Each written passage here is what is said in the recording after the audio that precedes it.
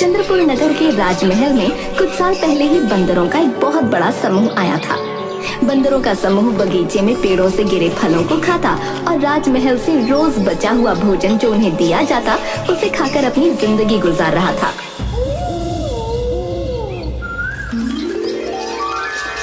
सरदार, तुमने तो हमारी जिंदगी ही बदल दी। अगर तुम्हारी बात मानकर हम इस राजमहल में ना आते तो आज बाकी बंदरों की तरह जंगल और नगरों की धूल खा रहे होते। कितनी मेहनत भरी जिंदगी होती है वहाँ। तुम सबने मुझ पर विश्वास किया और मुझे अपने समूह का सरदार बनाया है, तो मेरा फर्ज बनता है हमेशा तुम सबका भला सोचने और तुम सबकी देखभाल करने का। सरदार, तुम्हारे कहने पर ही हम सब चंद्रपुर आए और इस राजमहल में शरण ली। तुम्हारी बात मानकर हमने कभी पेड़ों पर लगे फलों को तोड़कर खाने की कोशिश नहीं की। जो कुछ भी पेड़ से गिरता हम वही खा लेते और उसका नतीजा ये है कि महल के सेवकों ने कभी हमें महल से भगाने की कोशिश नहीं की, बल्कि वो सब तो खुशी खुशी हमें महल का बचा हुआ स्वादिष्ट भोजन भी देते हैं। हाँ, जिसके कारण हम सब इतने हृष्ट पुष्ट हो गए हैं। सभी बंदर ठहाके लगाकर हंसने लगे। वनराज एक बूढ़ा लेकिन बहुत ही ज्यादा बुद्धिमान बंदर था और समय समय पर अपना परामर्श बंदरों के समूह को दिया करता था। वनराज की बुद्धिमानी की वजह से बंदरों का समूह आराम की जिंदगी बिता रहा था। राजमहल के किसी भी सदस्य को बंदरों के समूह से आपत्ति नहीं थी, इसलिए उनका जीवन सुखपूर्वक बीत रहा था। एक दिन राजमहल में महाराज अपने मंत्री से बोले, मंत्री जी, राजकुमार को भेड़ बहुत पसंद है। वो सारा दिन सिर्फ अपने इस भेड़ के आकार के बने खिलौने को हाथ में लिए रहते हैं। आप पता कीजिए और कहीं से राजकुमार के खेलने के लिए सचमुच की भेड़ मंगाइए। आखिरकार वो राजकुमार हैं। एक ना एक दिन तो उन्हें असली जानवरों का सामना करना ही है, तो क्यों ना अभी से उनकी शिक्षा शुरू कर दी जाए। जो आदेश महाराज। महाराज की जय हो। महाराज, आपके आदेश के अनुसार हमने दूसरे राज्य से राजकुमार के लिए 2 भेड़ें मंगवा ली हैं। ये तो आपने बड़ा ही उचित कार्य किया है मंत्री जी। भेड़ को हमारे समक्ष पेश किया जाए। मंत्री जी, ये भेड़ें तो बड़ी ही अच्छी नस्ल की लग रही हैं। महाराज, हमने जिस राज्य से इन्हें मंगवाया है वो राज्य अपनी अच्छी नस्ल की भेड़ों के लिए ही प्रसिद्ध है। उस दिन के बाद से एक प्रशिक्षित व्यक्ति की निगरानी में राजकुमार भेड़ के साथ खेलने और समय व्यतीत करने लगे थे। अब राजकुमार का सबसे प्रिय साथी ये दोनों भेड़ थे। दोनों भेड़ों में से एक भेड़ बहुत ही चटोरी थी। जब मन करता रसोई में घुस जाती और खाने की जो चीज मिलती उसे खा लेती। इस चटोरी भेड़ ने तो मुझे परेशान कर रखा है। जब देखो तब रसोई घर में आता है और जो भी खाने की चीज मिलती है उसे खा लेता है। मुझे हर समय इसकी निगरानी करनी पड़ती है।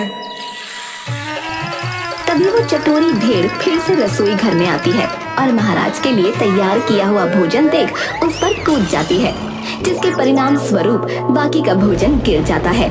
रसोइया गुस्से में हाथ में लिया हुआ बर्तन भेड़ को फेंक कर मारता है। वनराज रसोई घर के बाहर लगे पेड़ पर बैठा ये सब देख रहा था। सत्यानाश हो इस भेड़ का। इतनी देर मेहनत करके महाराज के लिए स्वादिष्ट भोजन बनाया था और इस लालची ने सब कुछ बर्बाद कर दिया। अब हमें दोबारा से महाराज के लिए भोजन तैयार करना होगा, वो भी इतने कम समय में। ये सब जो कुछ भी हो रहा है वो उचित नहीं है। कहीं रसोइये और भेड़ की तनातनी हम बंदरों के विनाश का कारण न बन जाए। ये चतुर भेड़ तो खाने के लोभ में कभी भी रसोई घर में चला जाता है। यदि किसी दिन क्रोधवश रसोइये ने चूल्हे की जलती हुई लकड़ी उस पर फेंक दी तो अनर्थ हो जाएगा। सरदार, आप इतना चिंतित क्यों हो रहे हैं? इन चीजों से हमें क्या फर्क पड़ता है? ये तो रसोइये और भेड़ के बीच का मामला है, हमें इसमें नहीं पड़ना चाहिए। तुम समझ नहीं रहे हो। अगर रसोइये ने गुस्से में चूल्हे की जलती हुई लकड़ी उस भेड़ पर फेंक दी तो भेड़ का शरीर तुरंत आग पकड़ लेगा और आग की जलन से भेड़ इधर उधर अपनी आग बुझाने के लिए भागना शुरू करेगी। तुमने देखा है कि रसोई घर के सबसे पास घोड़ों का अस्तबल है और वो अस्तबल सूखी हुई घास से भरा हुआ है। अगर भेड़ गलती से भी उस अस्तबल में चली गई तो वो अस्तबल धधक उठेगा, घोड़े जल जाएंगे, बहुत अनर्थ हो जाएगा और घोड़ों का जलना हम बंदरों का काल बन जाएगा। मुझे लगता है सरदार, आप कुछ ज्यादा ही विचार कर रहे हैं। वनराज कुछ भी नहीं बोलता। रात के समय जब पूरा समूह सो चुका होता है, उस वक्त भी वनराज की आंखों में नींद नहीं होती। ये बात उसे परेशान कर रही होती है। सुबह होते ही वनराज अपने समूह की सभा बुलाता है और उन सबके सामने अपना संदेह प्रकट करता है। मुझे ऐसा लगता है कि रसोइये और भेड़ के बीच की लड़ाई और आगे बढ़े उससे पूर्व ही हमें राजमहल को छोड़ देना चाहिए, क्योंकि इन दोनों के बीच की लड़ाई हमारे लिए प्राण घातक सिद्ध हो सकती है और हमारा विनाश निश्चित है। सरदार, हम आपकी बात से सहमत नहीं हैं। हम इस राजमहल में इतने आराम से रह रहे हैं, हमें क्या जरूरत है यहाँ से जाने की। आपको भी इन बातों में नहीं पड़ना चाहिए और आराम से अपना जीवन व्यतीत करना चाहिए। सरदार अब बूढ़ा हो चुका है, इसका दिमाग काम नहीं करता। हमारी अच्छी भली आराम की जिंदगी चल रही है, फिर भी न जाने क्यों इसे ये राजमहल छोड़कर जाना है। मुझे तो लगता है कि सरदार अब बूढ़ा हो गया है, इसलिए उसका दिमाग काम नहीं करता। जब वनराज ने ये बातें सुनी तो उसने तत्काल राजमहल छोड़ दिया। कुछ ही दिनों बाद भेड़ रसोई घर में घुस गई और उसे देखते ही रसोइये ने चूल्हे से जलती हुई लकड़ी का टुकड़ा उठाकर भेड़ पर फेंक दिया, जिसके कारण भेड़ के शरीर में आग लग गई और वो इधर उधर भागने लगी। कई घोड़े जलकर मर गए। ये खबर सुनते ही महाराज अस्तबल के पास पहुंचते हैं। मंत्री जी, तुरंत वैद्य को बुलाया जाए और मेरे घोड़ों का उपचार कराया जाए। महाराज, वैद्य को बुला भेजा है, वो आते ही होंगे। राजमहल के पशु वैद्य आते हैं। वैद्य ने घोड़ों के घाव का परीक्षण किया और बोले, इन घोड़ों को शीघ्र ठीक करने का एक ही उपाय है महाराज, कि इन पर बंदरों की चर्बी लगा दी जाए, जिसके कारण घोड़ों का घाव अति शीघ्र ठीक हो जाएगा।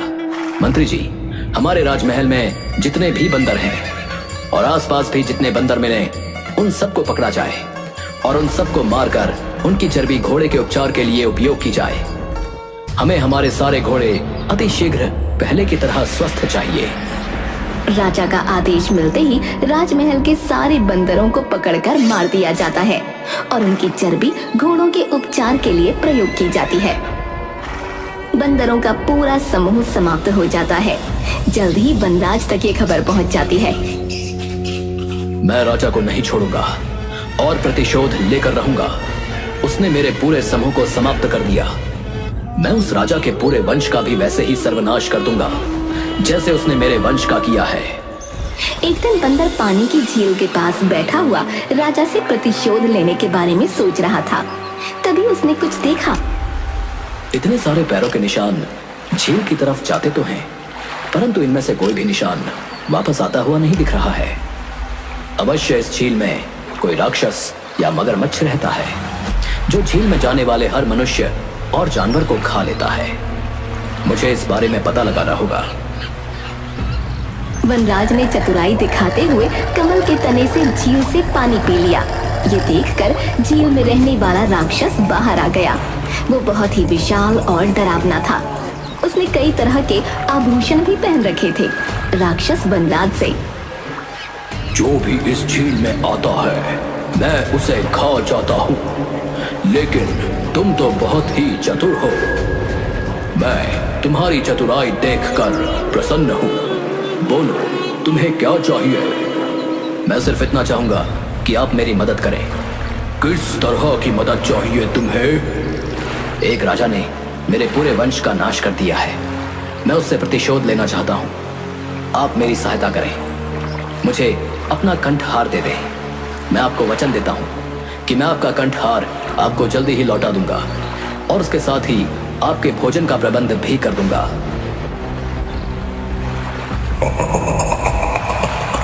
ये तो तुम मेरी मदद कर रहे हो, मेरे लिए भोजन का प्रबंध कर रहे हो। उचित है। राक्षस वनराज को अपना कंठहार दे देता है। वनराज कंठहार को पहनकर चंद्रपुर नगर में वापस पहुंच जाता है और एक पेड़ से दूसरे पेड़ पर झूलने लगता है। जो भी उसे देखता और वो कंठहार देखता दंग रह जाता। राजा के सैनिक राजा को प्रसन्न करने के लिए वनराज को पकड़कर राजा के समक्ष ले जाते हैं। तुम्हें ये कीमती कंठहार कहां से प्राप्त हुआ है जो तुमने अपने गले में पहना है? महाराज, ये कीमती कंठहार मुझे समृद्धि के देवता द्वारा प्रदान किया गया है। समृद्धि के देवता? वो तुम्हें कहां मिले?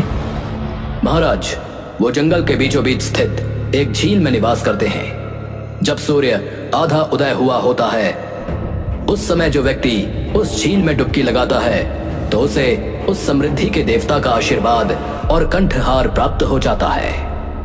महाराज वनराज की बातों में आ जाते हैं और वो अपनी पत्नी और पूरे परिवार सहित उस झील में डुबकी लगाने को तैयार हो जाते हैं।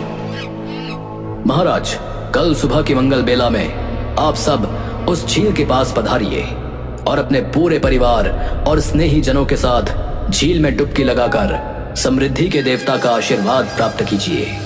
लोभ में अंधे हो चुके राजा ने तुरंत आदेश दिया। कल सुबह हम अपनी महारानी, पुत्र, परिवारजन, मंत्रियों और सेवकों सहित उस झील पर जाएंगे और वहां जब आधा सूर्योदय हुआ होगा उस समय झील में डुबकी लगाकर समृद्धि के देवता का आशीर्वाद प्राप्त करेंगे और साथ ही कंठहार भी। अगली सुबह वनराज महाराज, महारानी, राजकुमार और अन्य लोगों के साथ उस झील के किनारे पहुंच जाते हैं। महाराज, आप सबको अलग अलग स्थान से झील में उतरना होगा, क्योंकि अगर आप सब एक स्थान से ही झील में जाएंगे तो जो पीछे होगा उसकी बारी आते आते सूर्य पूरा उदय हो जाएगा और वो समृद्धि के देवता के आशीर्वाद और कंठहार से विमुक्त रह जाएगा। इसलिए उपयुक्त यही रहेगा कि आप सभी अलग अलग स्थान से एक साथ झील में प्रवेश करें और समृद्धि के देवता का आशीर्वाद और अद्भुत कंठहार प्राप्त करें। महाराज, परंतु आप सबके जाने के बाद अंत में झील में उतरिएगा। महाराज अपने साथ आए हुए सभी लोगों को झील में उतरने का आदेश देते हैं। सब अलग अलग स्थान से झील में उतरते हैं और राक्षस द्वारा खा लिए जाते हैं। जब कुछ देर तक कोई बाहर नहीं आता तो महाराज चिंतित होकर वनराज से, वनराज, महारानी, राजकुमार, राजकुमारी, मेरे परिवारजन, मंत्री, सेवक अभी तक बाहर नहीं आए। कितना समय लगेगा उन्हें? मैं कब इस झील के अंदर जाऊंगा? वनराज एक पेड़ पर चढ़ जाता है और बोलता है, अरे दुष्ट राजन, तुम्हारा समस्त परिवार, मंत्री और सेवक सबको राक्षस ने खा लिया है। तुमने मेरे पूरे परिवार को मौत के घाट उतारा था। आज मैंने उन सब की मृत्यु का प्रतिशोध तुमसे लिया है। जिस तरह मैं अपने पूरे परिवार और समूह के बिना अकेला अपना जीवन व्यतीत कर रहा हूं, इसी तरह तुम भी अब से अपना जीवन अकेले ही व्यतीत करोगे और अपने किए पर पछताओगे।